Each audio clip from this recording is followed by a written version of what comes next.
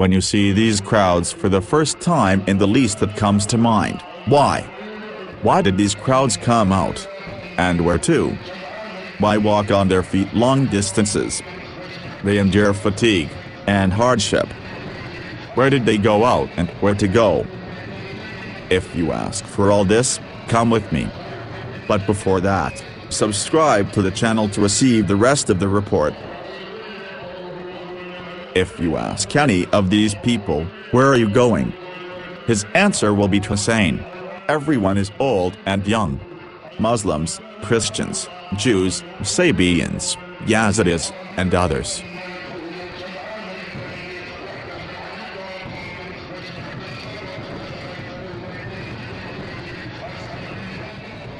شيخ أنا ربي الشيخ وإمام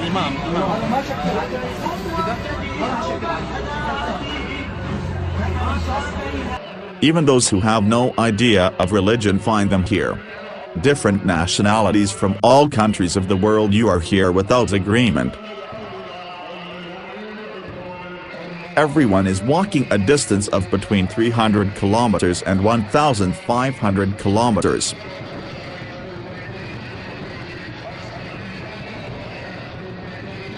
They walk day and night in order to arrive.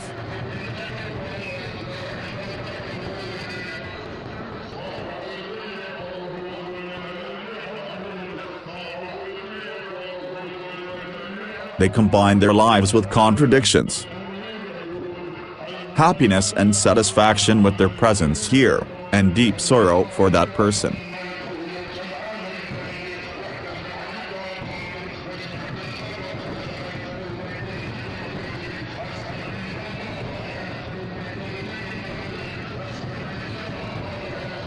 The tomb of Hussein in Karbala in Iraq. The path begins every year, beginning with Safar month lunar calendar, from Basra, which is 700 kilometers.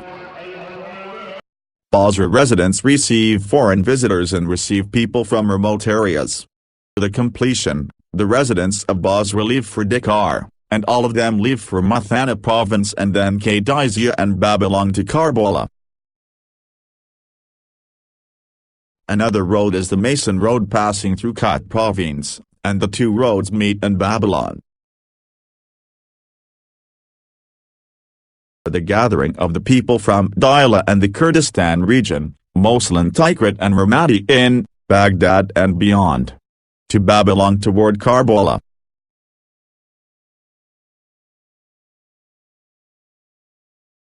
Statistics for the number of visitors in 2017 amounted to 20 million passengers arrived in Karbala in 20 days.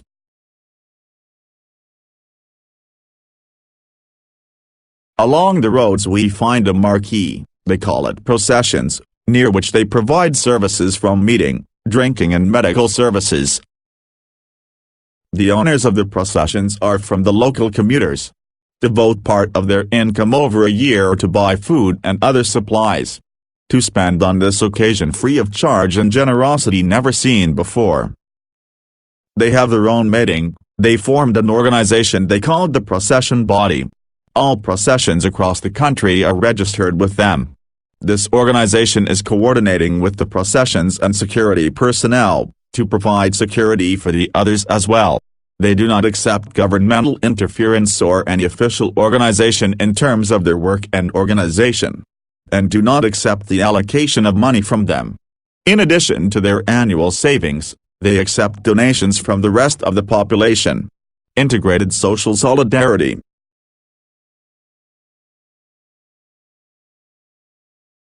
Sometimes you see them innovating in their services, to the point of madness. The service providers are very happy because the trolls accepted that service. On the contrary, if they refuse to serve them, they will be in a state of grief that will amount to crying.